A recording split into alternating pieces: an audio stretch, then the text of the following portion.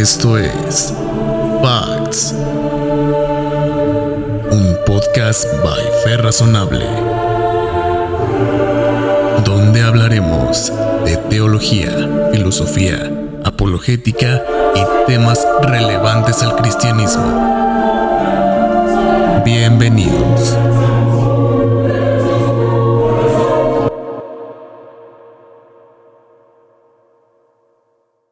Hola, ¿qué tal? Muy buenas noches, tardes, a la hora que nos estén escuchando en Spotify, en YouTube, viéndonos. Pues es un gusto estar nuevamente aquí con ustedes en la parte 2 de la historia de la apologética. Como saben, estuvimos hablando en la parte 1 con Dani y con Juan, que otra vez nos acompañan, ahorita los presento. Y como hay muchísimas cosas de las que tenemos que hablar, no se puede hacer en un solo programa, por lo cual hemos decidido en irlo partiendo para comentar un poquito más a fondo de ciertas cuestiones históricas que tuvo la apologética, aportaciones, disputas y todas esas tipo de cositas. Así que bienvenidos y bueno, quiero presentar, bueno, no es presentar, que ya lo conocen, Juan es de casa. Amigo Juan, bienvenido de Ecuador, maestro de apologética, estudia en Bayola, soltero. No, ya no es soltero. Ya próximamente ya no va a ser soltero. Y bueno, Juan, amigo, es un gusto. ¿Cómo estás, amigo? Hola Farid, ¿cómo estás? Pues muy bien, muy contento de estar aquí en esta segunda parte y veamos qué sale de. Pues quiero también presentar a otro amigo que igual ya es de casa, también colabora con nosotros no solamente en el podcast, sino también en la página de Facts, en Facebook, bueno, en todas las redes sociales de Facts y la nueva página de Facts, que si no la han buscado, búsquenla. En ella va a haber cursos, va a haber blog y muchísimas cosas. Hay algunos libros ahí de regalo. Totalmente gratuitos, no piratas, son concedidos por el autor, así que digan no la piratería. Y bueno, ahí dense una vuelta en la página, también va a estar colaborando Dani en el blog. Y bueno, Dani, amigo, bienvenido, saludos hasta Costa Rica. Muchas gracias, Farid. Un saludo a Juan también. Un gusto estar acá con ustedes compartiendo y dándole gracias en primer lugar al Señor que nos permite estar aquí, ¿verdad? Pues estamos muy contentos, bro, que ya estés uniéndotenos más, que deseamos que colabores mucho más con nosotros, entonces ya sabes que eres bienvenido cuando gustes, bro. Sabemos que por cuestiones de tiempo, por los que no conocen a Dani, deberían de darse una vuelta en sus redes sociales, en Facebook, en Instagram, la verdad tiene bastante contenido, él también nos ayuda a publicar ahí, varias cosas, síganlo. Y también, como no lo conocen, les cuento, es un hombre muy ajetreado, muy ocupado. Cuando de repente ya lo veo dando clases de apologética en la iglesia tal, que después en el instituto tal, y después que también está estudiando un cierto diplomado en tal cosa de su carrera secular. Entonces Dani siempre está ahí en todos lados, gracias a Dios porque tiene una pasión de ser maestro y enseñar. Y entonces también gracias a ti por abrirnos este espacio aquí contigo y por juntarte con nosotros para colaborar, bro. Es un honor, la verdad es que es un honor para mí compartir con ustedes acá y una bendición. Y bueno, como les comentábamos, esta es la parte 2 de la historia de la apologética. La vez pasada nos quedamos con muchas cosas que no pudimos comentar por cuestiones de tiempo. Esta vez decidimos regresarnos un poquito para detallar ciertas cosas que consideramos son bastante importantes en esta historia. Así que podríamos comenzar, Juan. ¿Cómo ves? Sí, vamos, creo que la última vez hablamos bastante de los inicios del cristianismo. Estuvimos hablando también un poco aquí con el hermano Dani de la importancia de los padres de la iglesia, los primeros cristianos. Y no sé, o sea, creo que algo con lo que podemos empezar, y estoy seguro que le va a gustar a a nuestra audiencia es tal vez desde los años 300, ¿no? Y la aparición del famoso Constantino, sobre el cual hay mucho que decir y también muchas cosas que son verdad, pero también muchas otras cosas que son mentira y mitos. Eso es bastante importante, ¿no, Dani? Porque realmente, y todavía hasta nuestros días, siguen los mitos hacia Constantino. Muchísimas sectas, sí, tengo que decirlo así porque son sectas, muchísimas sectas utilizan justamente esos pretextos de este tipo de mitos de Constantino para escudarse en ciertas cosas, como los testigos de Jehová, ¿no? Que dicen que la iglesia cristiana es una iglesia corrompida porque justamente la creó Constantino y que fue como más una obra política que una cuestión milagrosa, etcétera, etcétera, ¿no? Entonces, por eso decidimos como primer punto comenzar ahí desde Constantino e ir aclarando e ir avanzando en la historia, ¿no, Dani? Así es, no, con respecto a Constantino o en torno a Constantino hay muchísimos mitos, y no solamente, digamos, de sectas, también de los propios ateos que dicen que Constantino inventó el cristianismo, ¿verdad? Que, como yo le decía a Farid y también a Juan, una persona que se cree que Constantino inventó el cristianismo es una persona que ni siquiera ha estudiado la fecha del periódico de hoy. O sea, hay tanta evidencia, pero tanta evidencia, manuscritos anteriores a Constantino. Por ejemplo, solo el papiro John Ryland, que el famoso papiro P95, que está en el Museo de Manchester del Evangelio de Juan, data del año entre el 95 al 125 después de Cristo. Entonces, ¿cómo me vas a decir a mí que Constantino inventa el cristianismo cuando tenemos cualquier cantidad de manuscritos entre el año de que son más o menos de entre el año 60 después de Cristo hasta el año 300 después de Cristo? Tenemos al menos unos 5,000 manuscritos cristianos del Nuevo Testamento, evidentemente. Tenemos también escritos de padres de la iglesia, escritos de Orígenes de Alejandría, escritos, digamos, de Atanasio, escritos, bueno, Agustín de Hipona es posterior, digamos, creo que Agustín de Hipona es como de la época de Constantino, un poquito posterior, pero tenemos escritos de Justino Mártir. No sé si Eusebio era como esa época de la historia eclesiástica, ¿verdad? Pero sí tenemos documentos de la patrística que son anteriores a Constantino. Entonces, ¿cómo una persona va a llegar y va a decir que todo es un invento de Constantino? No hay ninguna base, digamos, para aseverar semejante cosa. Ahora, los testigos de Jehová que afirman que Constantino metió mano y que participaba en las doctrinas o que escogió los libros de la Biblia a dedo. Evidentemente ya los libros que nosotros conocemos en nuestras Biblias eran aceptados, usados, reunidos por los cristianos de los primeros siglos. Para nadie es un secreto. En los documentos patrísticos podemos ver cómo los padres de la iglesia citaban estos libros. O sea, no fue un invento de Constantino, no fue algo que pasó la noche a la mañana, sino que ya era algo tradicional en la iglesia. Sí, bueno, es que, ¿qué puedo decir? Si ya todo lo dijo Dani, ya nos vamos al siguiente punto. No, lo que yo me he encontrado es justamente la segunda parte que mencionas, bro. O sea, ellos dicen, obviamente ya existían escritos como de ese cristianismo primitivo, pero lo que ellos dicen es que el que instituyó la religión, como tal, el que hizo el sistema, la forma de gobierno, el que decidió inclusive los libros, como bien mencionas, impuso fechas de ciertas formas, es Constantino. Eso es lo que ellos le atribuyen, que todo este sistema dogmático y todas estas cosas que se siguen, las creó Constantino. Y bueno, obviamente ahí tenemos que ir justamente a lo que tú dices, ¿no?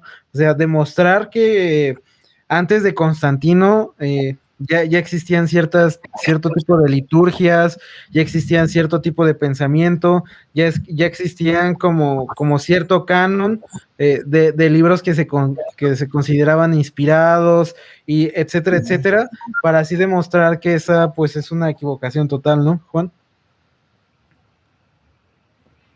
Sí. Creo que ustedes ya mencionaron la mayor parte, ¿no? O sea, todos estos mitos alrededor de Constantino nacen de qué? Y creo que Dani ya hizo un buen preámbulo de eso, perdón, porque la mayoría de las personas ve y escucha esto a través de transmisiones o eventos, por así decirlo, populares como las películas, ¿no?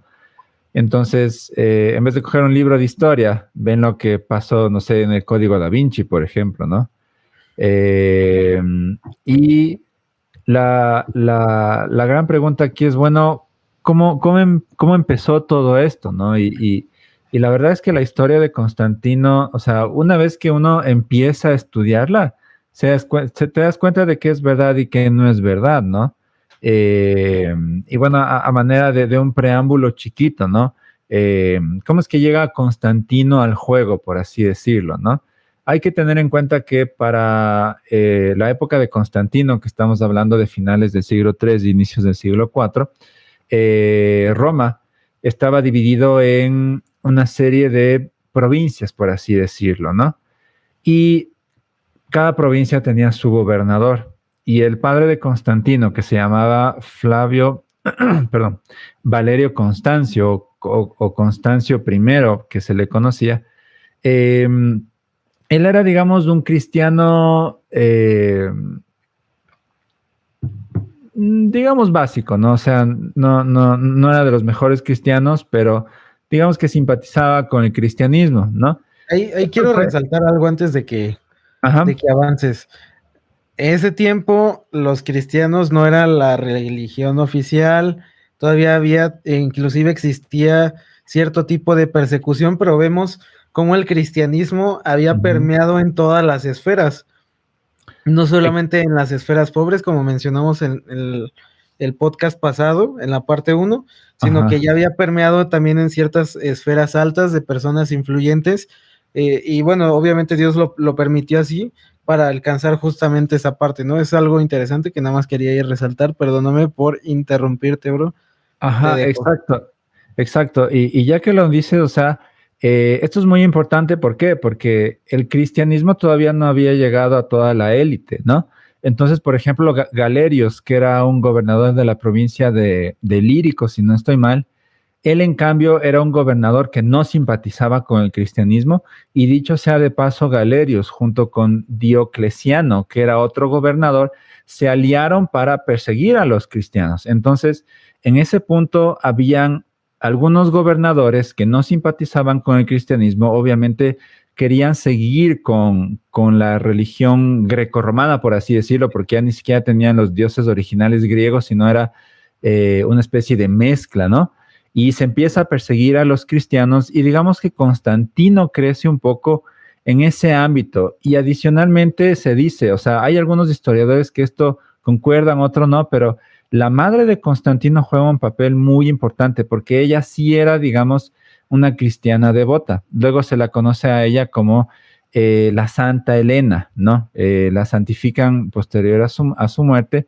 Y Constantino crece en este ámbito, crece viendo esta persecución, y eventualmente se llega al punto en donde se dice que recibe una visión al lado de un río y, por así decirlo, Dios le da una misión, ¿no? Nadie sabe qué tan real es esto, pero lo que sí podemos saber es que en un punto, ya digamos, de la adultez de Constantino, él le nace esta pasión ardiente por ayudar al pueblo cristiano, por así decirlo, porque él veía las injusticias y lo que estaban haciendo otros gobernadores, que estaban quemando templos, estaban quemando Biblias, encerraban a los obispos, y la única manera en la cual un obispo podía ser libre era sacrificando a otros dioses. Entonces, digamos que así es como empieza Constantino, ¿no?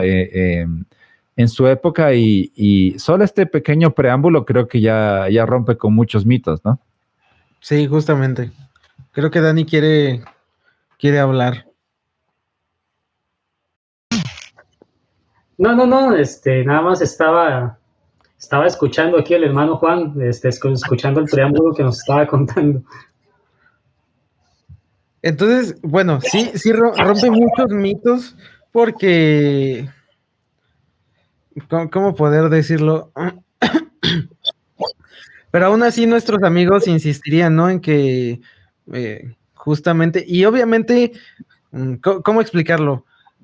Esos mitos, ellos como que los tergiversan, porque obviamente Agustín juega un papel importante, juega un papel Constantino. ahí, sí, pues sí, literalmente importante, ¿no? Porque sí es cierta influencia, porque obviamente instaura, hace la paz, de Roma con el cristianismo, hace cosas muy políticas Constantino, porque tenía obviamente el poder de hacerlas, y también, ¿cómo poder decirlo? Tiene una participación importante en algunas cuestiones de la cristiandad, no solamente políticas. Eso sí es cierto. Lo que no es cierto es que influyó totalmente en el cristianismo y que lo tachan como la persona mala, que solamente hizo eso para controlar al pueblo y todas estas cosas, ¿no? Vea Farid, como se acredita más bien o como se refuta el hecho de que mucha gente dice que es que Constantino influyó, que posterior a Constantino, si no me equivoco, cuando surgió la controversia del arrianismo, habían emperadores que eran arrianos, que se Que suscribían vamos a al hablar arrianismo. más adelante del arrianismo. Pero Sin sí, embargo, Jesús. el hecho de que hayan emperadores que se suscribieran al arrianismo no significa que la iglesia se hizo arriana. Si la iglesia se hubiera dejado influir por los emperadores, la iglesia sería arriana porque habían emperadores arrianos, pues no fue así. La iglesia siempre se mantuvo al margen de lo que un emperador dijera. Que si bien es cierto, un emperador puede influir en algunos, eso no implica que vaya a influir o a mandar, digamos, en toda la iglesia, que a fin de cuentas está comandada por el Espíritu Santo. Sí, sí, totalmente. Y ese es justo como que el punto medular, de toda esta parte, ¿no? Porque sí es totalmente cierto lo que tú dices. Fue influencia todo, pero no por eso significa que, que él construyó todo, que hizo todo a su manera y que de ahí diluyó todo el cristianismo, porque esa es también como la otra parte, ¿no?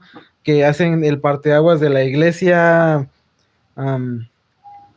primitiva y esta iglesia primitiva creciente, después una iglesia diluida después de Constantino. Y la realidad es que no es cierto, o sea, Constantino influye en ese papel, nuevamente lo digo, influye también en algunas cuestiones cristianas, inclusive me podría decir un poquito teológicas, pero no diluye como la iglesia ni nada en este sentido. Ese es el punto al que quiero llegar, ¿no? Correcto. Uh-huh. Y algo importante ahí es entender que pese a que en esa fecha no es que había ya el canon reformado que hoy nosotros usamos, digamos que ya había casi un canon compuesto, es decir, ya varios padres de la iglesia citaban, por ejemplo, los libros paulinos ya eran casi todos citados, los evangelios, teníamos los 4 evangelios, ya se sabía, por ejemplo, que probablemente la persona que escribió Lucas luego prosiguió con la escritura de Hechos y ese tipo de cosas, ¿no? Entonces tenemos todo este bagaje de citas y de padres de la iglesia que nos dan a entender que ya eran varias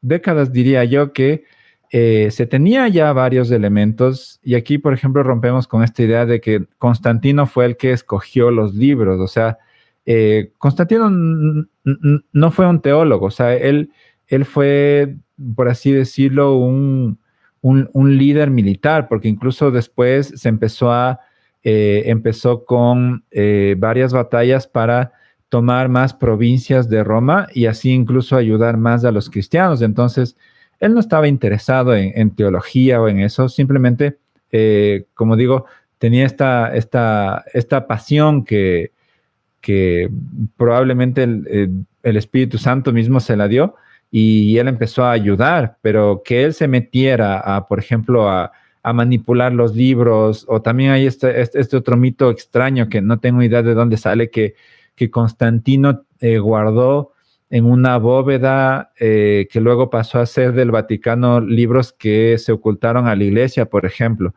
y que hay personas que dicen que si es que los encontráramos, nos daríamos cuenta que todo fue inventado, cosas así, ¿no? Cosas extrañas son como que la verdad no sé. si le ponemos nombres, son como los mitos de History Channel, ¿no? Exacto. Sí, sí, No, llegaste a ver todos esos o sea, programas.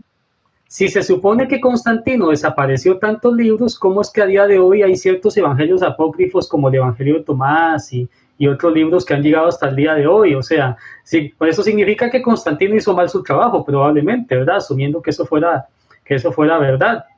Entonces ahí uno ve cómo esta posición se desacredita sola, prácticamente. Sí, sí, total, pero pues yo por lo menos te digo, me acuerdo que en estos mitos de History Channel le podemos poner así. O sea, yo me acuerdo que estaba chico, yo no era cristiano, y veía esos, por lo regular los pasaban en tiempo de Pascua, y ya sabes, y los veía y justamente hablaban como de todos estos tipos de mitos. Y obviamente la gente que no sabe nada de historia del cristianismo y nada de esto, obviamente, si estás viendo un canal que se supone que es de prestigio y que salen ciertas personas, pues obviamente vas a tener como esa apertura hacia esos mitos, ¿no?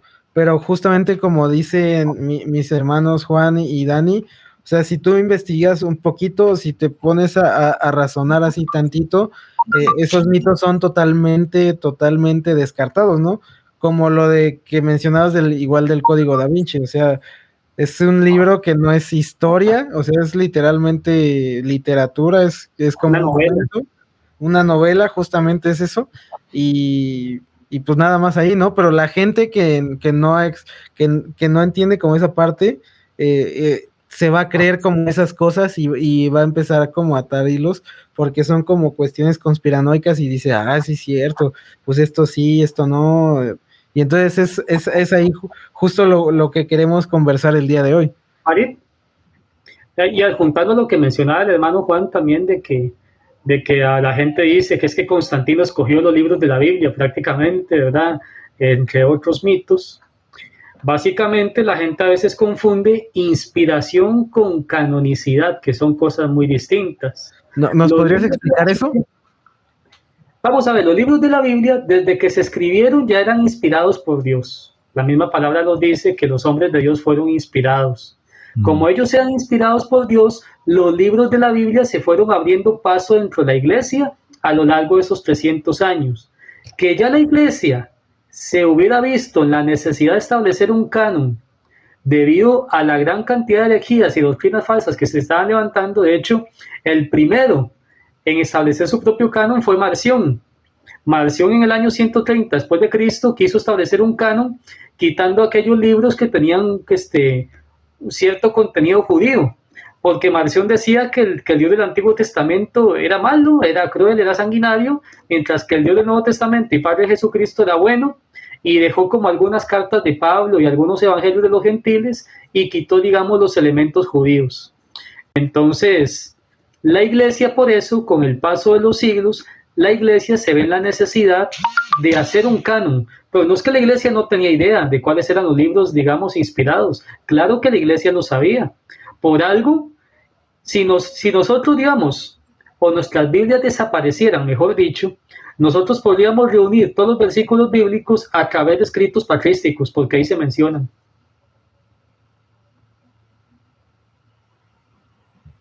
A través de escritos patrísticos y a través de, sí, pues justamente me parece que mencionan el 98% del Nuevo Testamento, todos los escritos patrísticos. Entonces, justamente varios expertos o académicos es lo que mencionan, ¿no? Si hubieran perdido como las primeras copias, tenemos los escritos patrísticos, que para los que no saben son los escritos de los padres de la iglesia, que hablamos un poquito en la parte 1. Y estos escritos, pues justamente es gente que estuvo muy cercana a los discípulos, etcétera, etcétera, y por eso sabían de primera mano y de la primera fuente que pues todo lo que había acontecido, ¿no? Entonces, justamente ellos citaban toda esta parte, citaban los evangelios y todo, y así también es una forma muy importante de confirmar que lo que dice nuestro hermano Dani, ¿no? Que ellos ya sabían cuáles eran los libros, ellos automáticamente ya los aceptaban, pero al canonizarlos es muy buena la explicación, bro. Entonces, no quiero como alargar más este tema porque se podría decir como el meme de este compa ya está muerto. No lo han avisado. Así están como estos mitos de Constantino. O sea, no tiene más sentido darle vueltas a esto porque realmente son todos mitos. Igual, si tienen alguna duda, ustedes que nos están escuchando, pregunta, nos pueden ahí mandar un mensaje en la página de fax. Hay una parte para contactarnos, dejar sus dudas, o en Facebook o en Instagram nos pueden mandar mensaje y decir, ¿sabes qué? Escuché tu podcast este día, escuché esto. Ayúdanos con esta parte que me surgió esta duda, ¿no? Y con mucho gusto, pues vamos a poder ahí explicarlo. Si no lo sabemos, pues lo investigamos junto con ustedes. El chiste es siempre llegar a la verdad, ¿no? Entonces, después de esta parte de Constantino y todo, queremos centrarnos en la cuestión del arrianismo, que también fue una cosa que tenemos que profundizar mucho. El arrianismo, Juan. Para empezar, ¿nos podrías dar como ese contexto histórico y de ahí explicar qué es el arrianismo, bro? Para la gente que no sabe. Estoy seguro que saben qué es, o sea, no saben como el nombre, digámoslo así, pero saben qué es, ¿no? Y ahorita justo lo van a identificar, porque muchas sectas, aún el día de hoy, tienen arrianismo. Sí, a ver, digamos que el arrianismo surge, para no mentirles en fechas, creo que estamos hablando ya de los últimos años de Constantino, ¿no? ¿Qué es lo que pasa? Constantino, cuando sube al poder y cuando logra imponerse a otros gobernadores de la provincia de Roma, digamos que comete un pequeño error, y es que él empieza a mezclar la iglesia con el Estado, ¿ya? Y aquí algunos me van a decir, pero la iglesia no tiene nada que ver en política. No, no estoy diciendo eso, sino que Constantino mezcló ambos poderes, por así decirlo, y todo lo que era, por así decirlo, Estado, estaba gobernado ya prácticamente por la iglesia. Ya eso es lo que posterior en el tiempo se conoce ya como el Imperio Bizantino, o la iglesia bizantina ortodoxa, que llegó a ser, digamos, por así decirlo, la religión universal casi hasta el siglo XV estamos hablando, ¿no? Entonces, ¿qué es lo que pasa? Una vez que se instaura todo esto, como era usual, ¿no? Siempre llegan personas con ideas extrañas, ¿no? Entonces tenemos a este famoso señor Arrio, que llega con unas ideas un poco diferentes al ortodoxo, ¿no? Y dice, bueno... Ajá. ¿Te puedo interrumpir? Claro. Interrúmpeme lo que quieras. Un poquito ahí leyendo de Arrio, todos lo vemos así como Arrio, el super malvado, por justamente esta herejía que lo marcó así, no solo de por vida, sino para toda la historia. Pero investigando un poquito, Arrio era un apasionado pues no de la teología, ¿no? Sino de Dios, que cometió pues este error fatal, que es literalmente una herejía.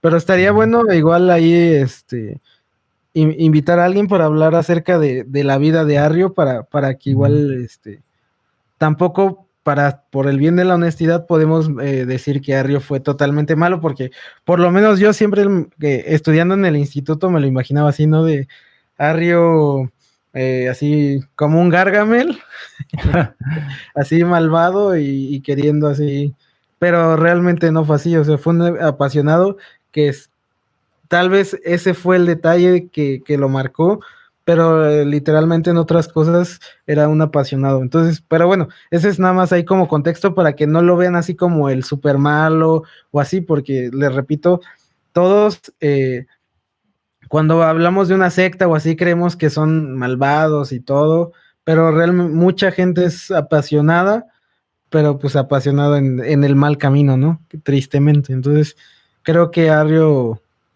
pudo haber pasado por eso, pero no te quiero quitar más ahí. Síguenos ahí en el contexto. ¿Qué es el arrianismo? ¿Qué es lo que Arrio sostenía, bro? Sí, o sea, como tú dices, es bueno la afirmación que tú dices, ¿no? No estamos tachando aquí a nadie de demonio por poco, ¿no? Pero lo que sí es importante recalcar es que a veces pequeños errores pueden llegar a hacer ideas extrañas, ¿no? Entonces, como estábamos hablando de Arrio, de hecho él era presbítero, si no estoy mal. Y bueno, para hacerles la historia corta, ¿no? Porque hay mucho que decir de Arrio. La idea central de por qué Arrio se desvió es que se dice que históricamente Arrio tenía digamos un problema, ¿no? Un problema con la palabra engendrado sí, con la palabra engendrado en la Biblia. ¿Y qué es lo que pasa? Es que decía, bueno, para Arrio el engendrado era básicamente decir que hubo una época en la cual Jesús no fue o no era, ¿no? Es la traducción más precisa. Entonces él decía, bueno, si Jesús fue engendrado, él debe haber existido en un tiempo finito, ¿no? Hoy en día nosotros conocemos que la doctrina de la Trinidad nos dice que Jesús también posee una esencia divina conjuntamente con el Padre y que Jesús existió desde el pasado infinito conjuntamente con el Padre, ¿no?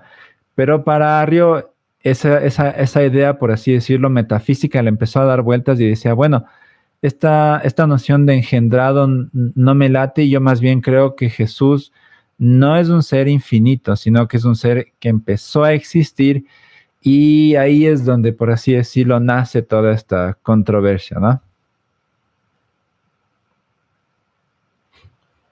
Es bastante importante porque, bueno, se basaba como en ciertos pasajes, me parece que está como en Colosenses, ¿no? Que es el primogénito de toda la creación, y entonces que es justamente pasajes que utilizan hoy en nuestros días testigos de Jehová y otras sectas para tratar de socavar la deidad de Jesús, ¿no? Justamente porque es lo que dicen, o sea, Jesús es el primogénito de toda la creación, o sea, es el primer ser creado, y por lo tanto, si es un ser creado, pues no está al mismo nivel que Dios el Padre, ¿no? Y entonces ahí tratan de atacar la Trinidad y obviamente atacar la deidad de Jesús. Entonces, por eso les digo que ustedes, espectadores, público, hermanos, como quieran llamarse, iban a identificar totalmente esta herejía, porque todas las sectas del cristianismo, lo que siempre van a atacar va a ser la deidad de Jesús. Entonces, esta del arrianismo es una de las principales que hasta nuestros días está en esta parte, ¿no, Dani? Correcto, y lamentablemente a veces las buenas intenciones de las personas pueden generar cosas que no son positivas, ¿verdad? El hecho de que una persona tenga buenas intenciones no implica que vaya a hacer el bien. Como bien hablabas de Arrio, que Arrio no era como un demonio o un tipo totalmente apóstata.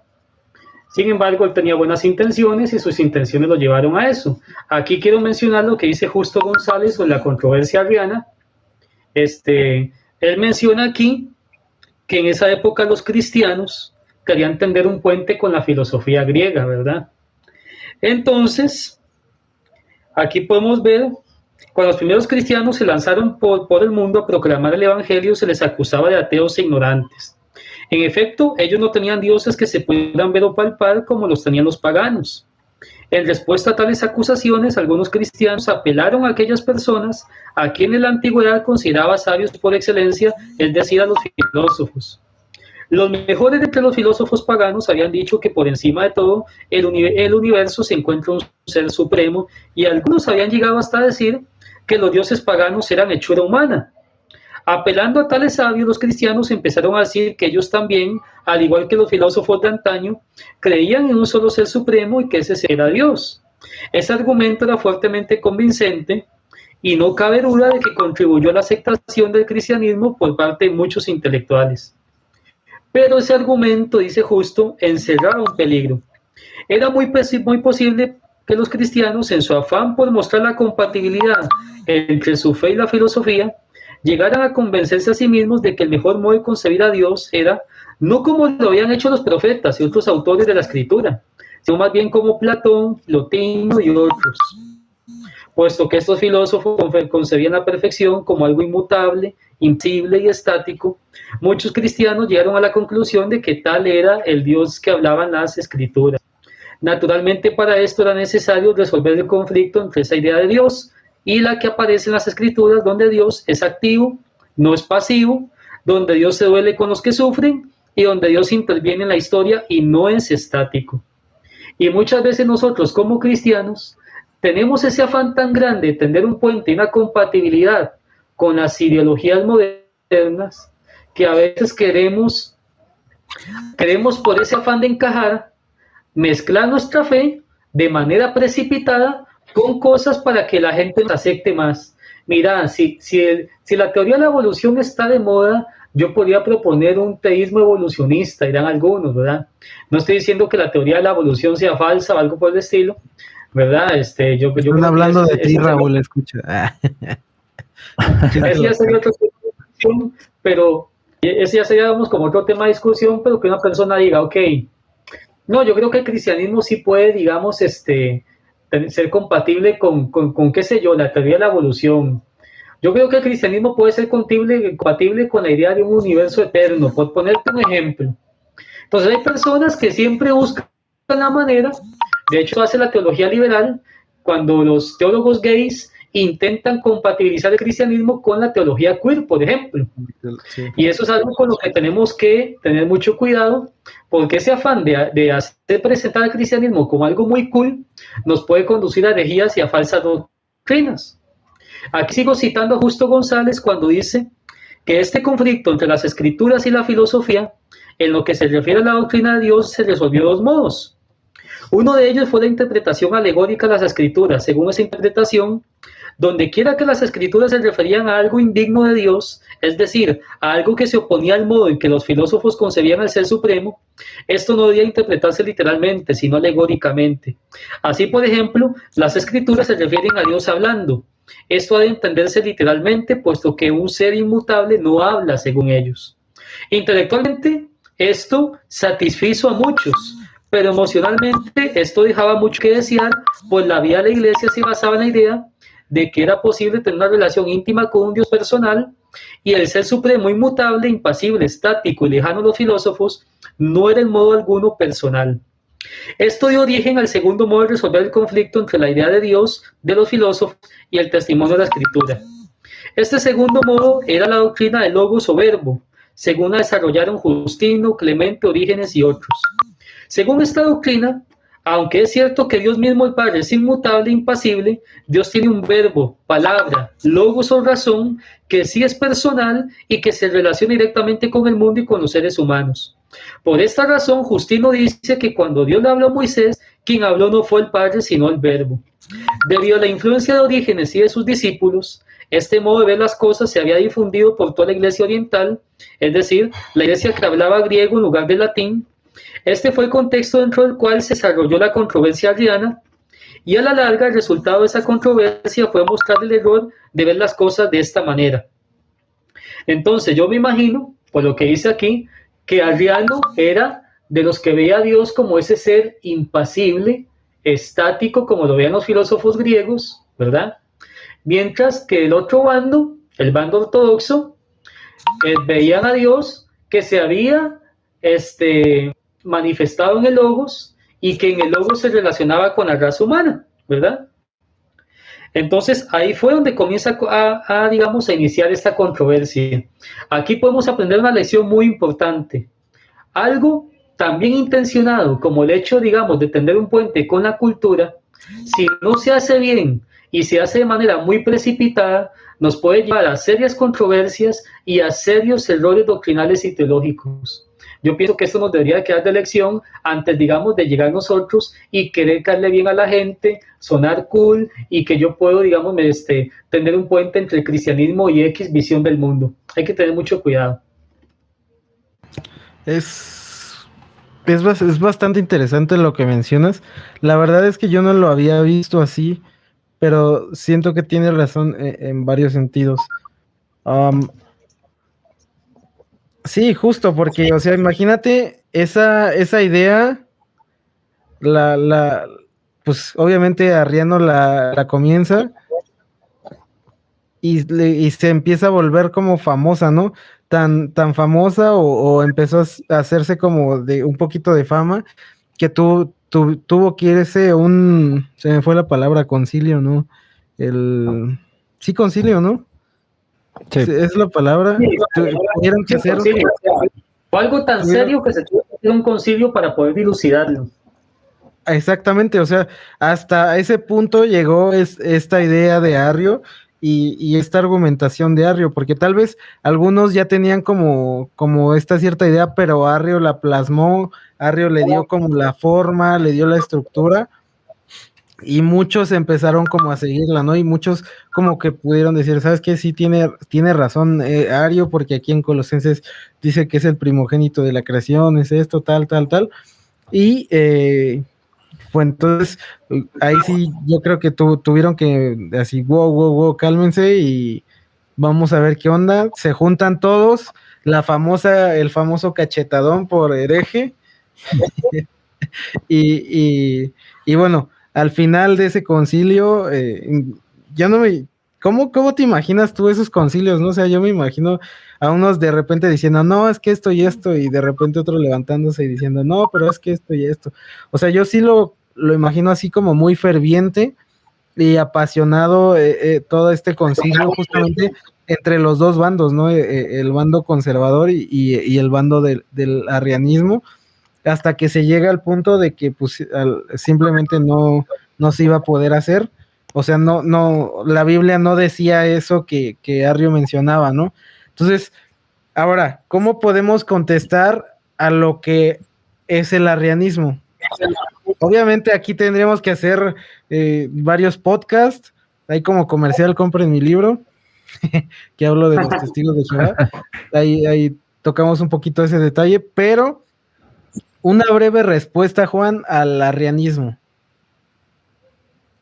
Sí, a ver, tal vez de modo de conclusión ya y un poco viendo la posible respuesta a esto es que, claro, Arrio tenía este problema filosófico con estas palabras, ¿no?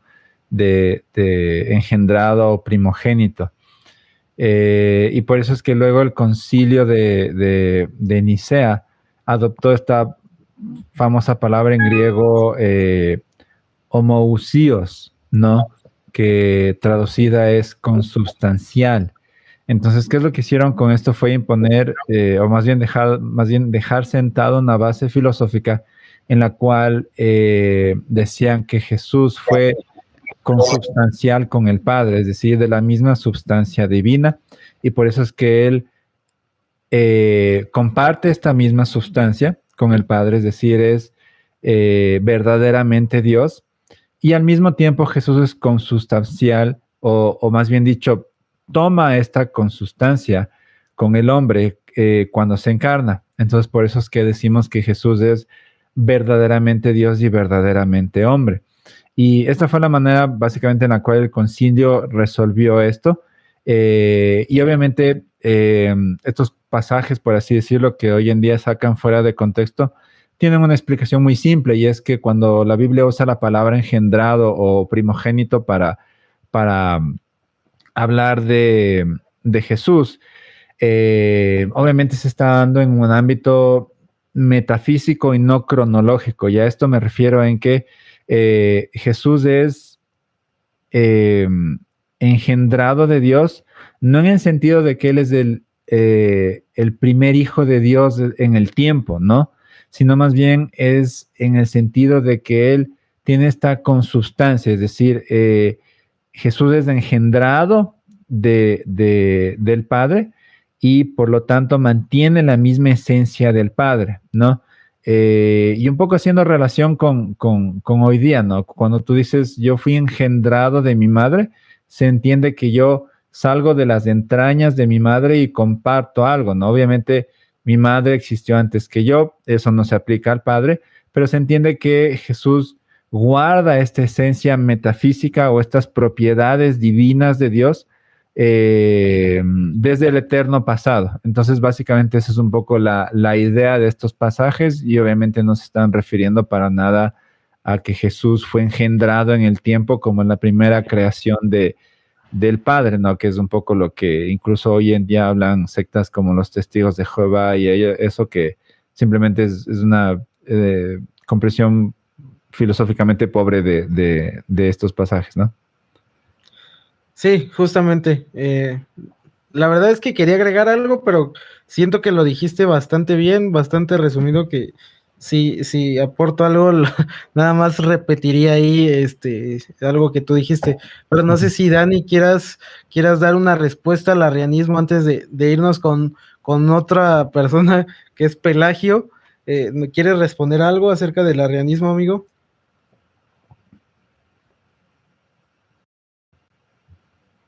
Muy claro cuando decía a los judíos que el primer mandamiento dice, bueno, sí, el Antiguo Testamento es muy claro, le decía a los judíos, ¿verdad? De parte de Dios, el primer mandamiento es no tendrás dioses ajenos delante de mí, y el segundo mandamiento es no te harás imágenes de ellos para inclinarte ante ellas a adorarlas. Todo judío sabía que él no podía inclinarse y adorar algo que no fuera Dios. Sin embargo, en el Nuevo Testamento vemos a Jesús recibiendo adoración múltiples veces, ¿verdad? De diferentes personas, incluso el mismo Tomás, que en Juan 20:28 le llama mi Señor y mi Dios. Entonces, aquí uno podría postular un argumento que diga de la siguiente manera, la premisa número 1. Si Jesús era un simple hombre, era un simple hombre y profeta de Dios, él jamás hubiera recibido adoración. No, yo diría así, vamos a ver, para ver cómo lo acomodo. Venga, no te preocupes. Pero entiendo esa idea justamente, o sea, Jesús... Siendo que Jesús conocía bien la Torá, el Antiguo Testamento, de verdad, y siendo que la ley, verdad, es muy, muy rigurosa con los mandamientos, si Jesús fuera un simple hombre, él jamás hubiera recibido oración, ¿verdad? En el libro Apocalipsis vemos incluso cuando Juan se ve tentado a orar a un ángel y el ángel le dice, no lo hagas, yo soy un consiervo tuyo y de tus hermanos. Sin embargo, Jesús nunca le dijo a ninguna persona, no me adores, yo soy un consiervo tuyo, sino que recibió adoración. Eso implica que Jesús no era un ángel, tampoco era un simple ser humano, un profeta, un maestro de la moral, sino que era Dios, puesto que recibió adoración. Entonces yo creo que con eso se disiparían, digamos, todas las objeciones del arrianismo. Porque ¿cómo puede el arrianismo sostener que Jesús era un maestro de la moral, un ser creado que nos vino a salvar, un profeta, siendo que Jesús recibió adoración? Un profeta jamás hubiera recibido adoración. Sin embargo, Jesús lo hizo y por lo tanto es Dios.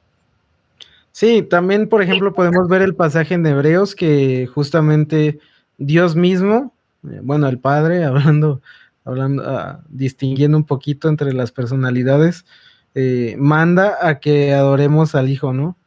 Que inclusive manda a los ángeles a que le adoren. Y esa es una distinción totalmente que creo que va muy, muy de la mano con lo que acabas de decir, bro.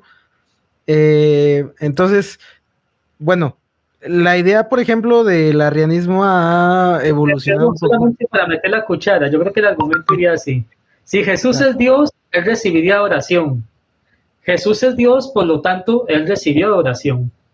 Entonces ahí lo que estoy afirmando es el antecedente, no estoy afirmando el consecuente. Digamos que ahí no incurre en la falacia de afirmación del consecuente. Entonces lo podemos postular así: si Jesús es Dios, él recibiría adoración. Jesús es Dios, por lo tanto recibió adoración, y de eso se puede comprobar, digamos, en el Nuevo Testamento, en múltiples pasajes. Sí, total. Les comentaba que el arrianismo como tal ha evolucionado. Ahorita se podría decir que los más fervientes seguidores del arrianismo, aunque obviamente si alguien escucha, si un testigo de Jehová le dices que es arrianismo se va a enojar, pero es justamente arrianismo, ¿no? Y ellos han evolucionado al decir primeramente que Jesús no era Dios.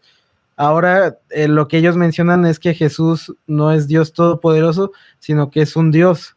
Y entonces ahí tratan un poquito de ahí como de meterse y de acomodar ciertos pasajes, pero bueno, no voy a abundar más en eso porque ahí nos llevaríamos muchísimo tiempo, muchísimos podcasts en eso, pero es para que como vayan teniendo la idea de que es la misma herejía, solo que va evolucionando, aunque nuestro hermano no cree en la evolución, de hecho yo tampoco, pero va evolucionando, ¿sí me explico? Va evolucionando esta idea, va ahí en ese sentido, y justamente tratamos de mencionar como las herejías principales. Ahorita vamos con Pelagio, pero para que ustedes que nos escuchan vayan identificándolas y vean que literalmente no hay nada nuevo debajo del sol, ¿no? Y que estas herejías que ahorita estás viendo que están de moda, ya estuvieron en el pasado y ya fueron combatidas en el pasado, ¿sí me explico? Entonces, nada más tenemos que identificarlas, identificar ese es arrianismo, esto es así, hay que hacer esto, ver todo para que empieces ahí como a darte cuenta.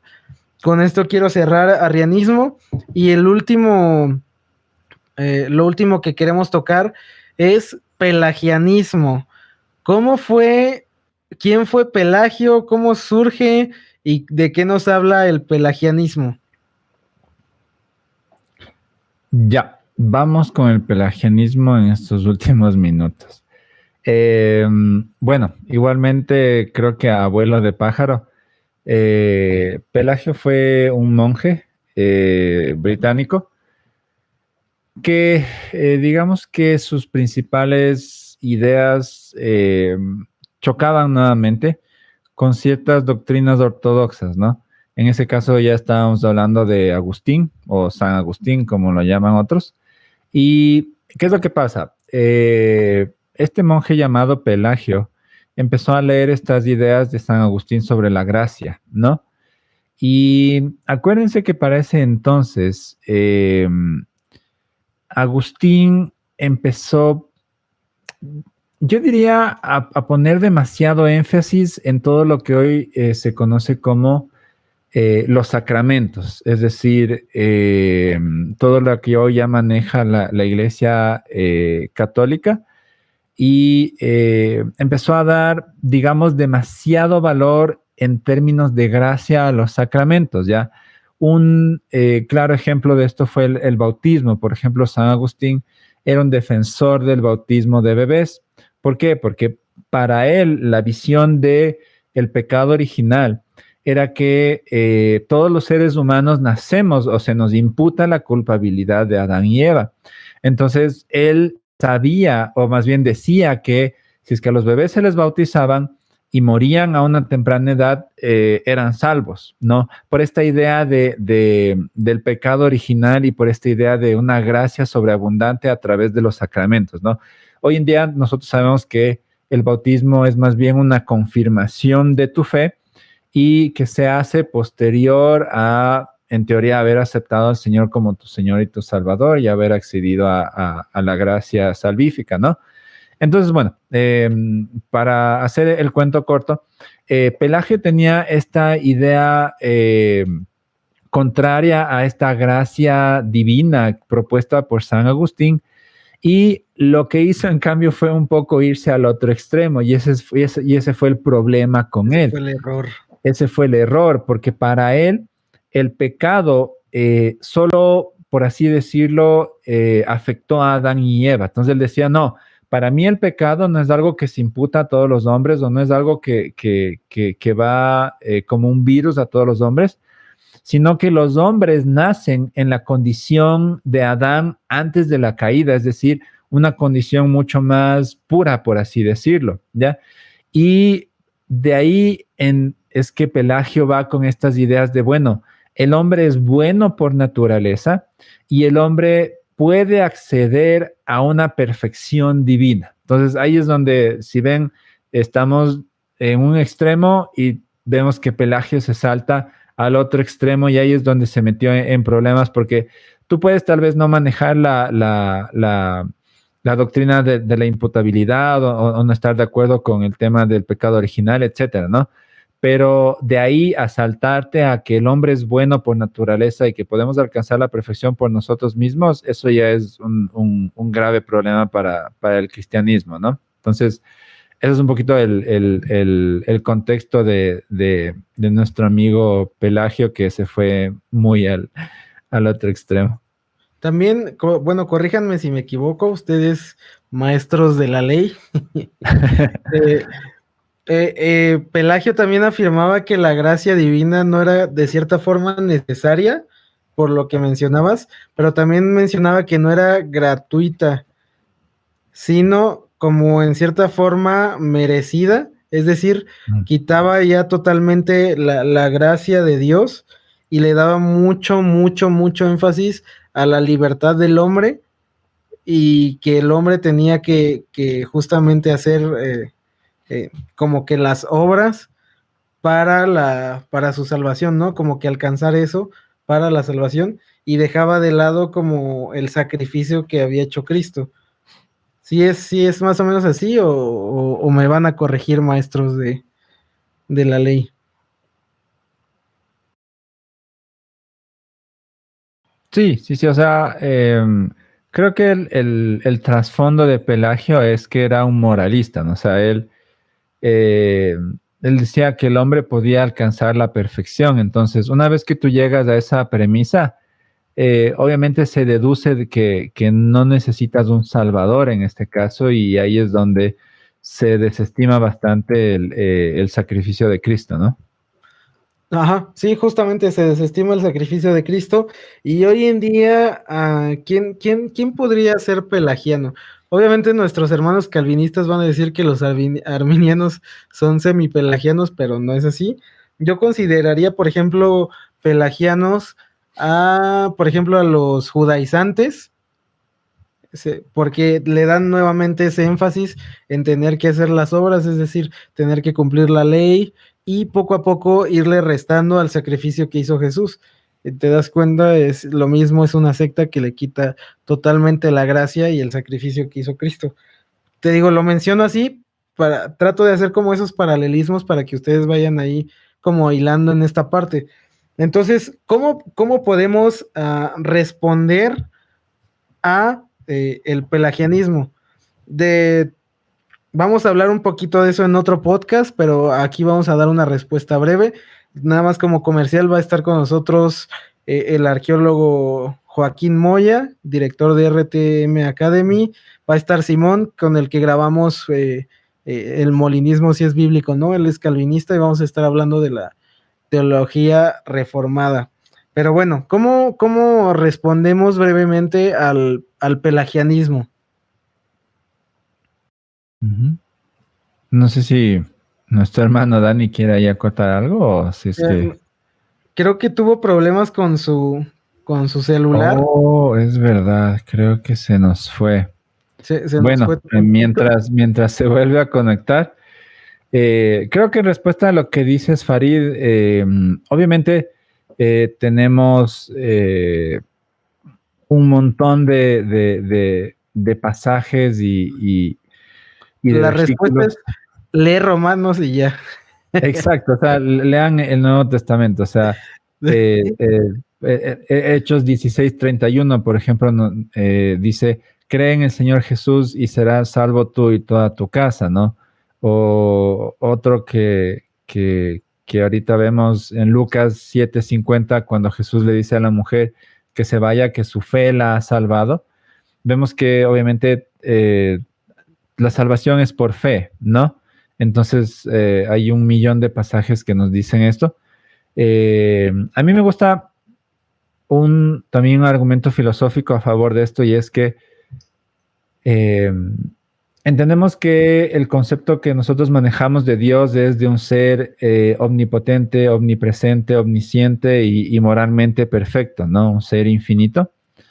Y cuando tú dices que tú como ser humano puedes alcanzar esa perfección, quiere decir que tú puedes, en cierto sentido, alcanzar un estado de infinitud también, ¿no?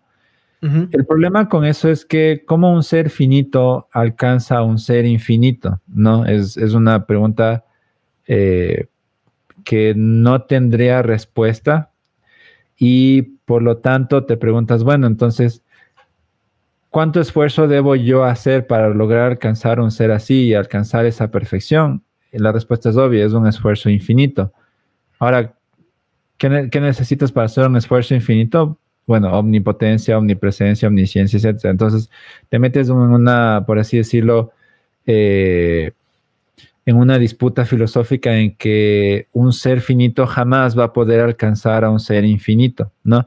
Y tú preguntabas, por ejemplo, qué se consideraría hoy en día el pelagianismo, y bueno, es simple, o sea, es todas las otras religiones que nos dicen que el ser humano a través de obras puede alcanzar a Dios o puede alcanzar a ser ese Dios o puede alcanzar la salvación en términos de actividades, actitudes o disciplinas, ¿no? Y aquí metemos al Islam, al budismo, al hinduismo, Justo. es decir, todo eso. Sí. Entonces, digamos que todas hoy en día comparten eso, ¿no? Sí, porque todos te dicen que es justamente tienes que hacer algo y tienes que pagar algo. O sea, si te vas al oriente, te dicen es el karma, y el karma que es justamente es un pago por algo que has hecho en tus vidas pasadas, ¿no? Y entonces todo se trata de pagar algo que hiciste y al final de cuentas nunca vas a alcanzar de pagar justamente esto.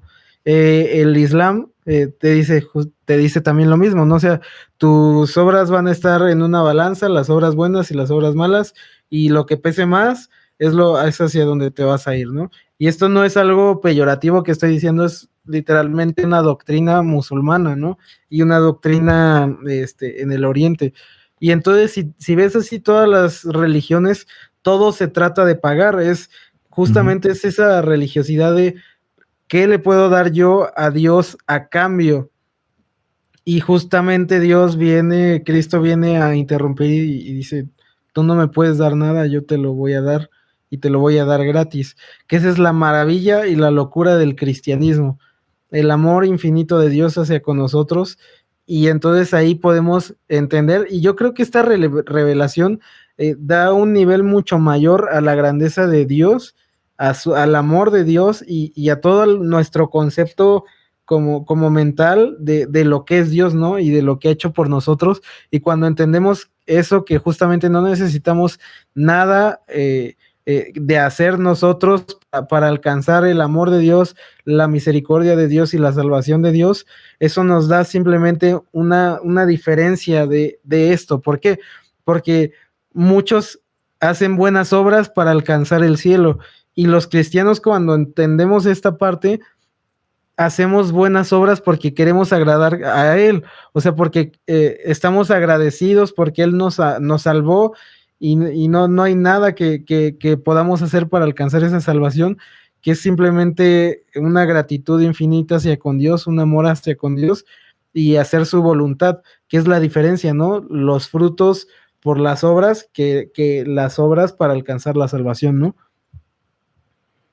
Sí, exacto, y tienes toda la razón. Y de hecho creo que algún rato sería interesante hacer un podcast de otras religiones, ¿no? Pero en el fondo es Hay eso, que es ser una decir, del Islam.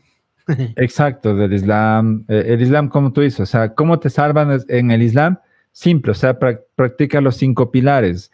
Anda todos los años a la Meca, da limosnas, ora 5 veces al día, etcétera, etcétera, ¿no? Entonces, así te vas a salvar. Y obviamente conviértete a musulmán, porque si no eres musulmán, entonces no sirves de nada. No sirve. No te Igual va a amar Alá, que eso es exacto, algo importante, su amor es condicional, que ya es hablaremos más adelante del Islam.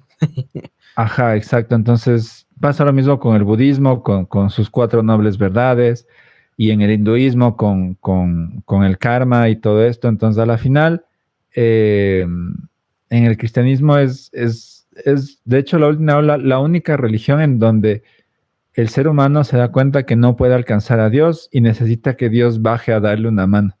¿Qué es lo que Es- Jesús hizo? Ajá, y quiero cerrar con esto para no alargarnos más. Se Ujú. pasó muy, muy rápido el tiempo, pero es justamente esta parte, la gracia divina, es la locura del cristianismo y es lo que es totalmente diferente a todas las demás cosmovisiones y todo lo demás, porque aquí es simplemente Dios que te ama, te perdona y tú no puedes hacer nada para pagar ese perdón y esa salvación y ni siquiera Dios quiere que hagas algo para pagar ese perdón y esa salvación. Entonces, quiero cerrar con esto. Hermanos, muchísimas gracias por escucharnos. Escuchen el siguiente podcast. Joaquín Moya, Simón, van a estar con nosotros hablando acerca de teología reformada. El plan de esto es que justamente es teología reformada, después vamos a hablar acerca de arminianismo, van a venir algunos invitados, vamos a hablar de molinismo para que ustedes tengan las tres perspectivas y puedan ustedes sacar todas sus conclusiones. Recuerden que el objetivo de esto es que ustedes conozcan todo, que ustedes distingan todo y que pueden hacerse un propio criterio ustedes a través de escuchar como todas las definiciones y todo lo que decimos. Nuevamente, Simón, que de Simón, amigo Juan, muchísimas gracias. Me dijo Dani que se tuvo problemas con su celular y se le apagó, Oh, ya pero veo. queremos agradecer a Dani. Dani, muchísimas gracias, sabes que eres bienvenido. Y a todos ustedes, gracias por escucharnos. Ya saben, dudas, preguntas en redes sociales, en la página, nos pueden encontrar en muchísimas plataformas. Sigan a Juan en TikTok. ¿Cuál es tu cuenta de TikTok, bro? La cuenta de TikTok se llama El Pez en la Canasta. Ya saben, la verdad es que tiene buen contenido. Yo lo he visto un poquito y me ha gustado. Entonces, ahí síganlo y cualquier cosa estamos para servirles. Muchísimas gracias, mis hermanos. Dios les bendiga. Nos vemos. Bendiciones a todos.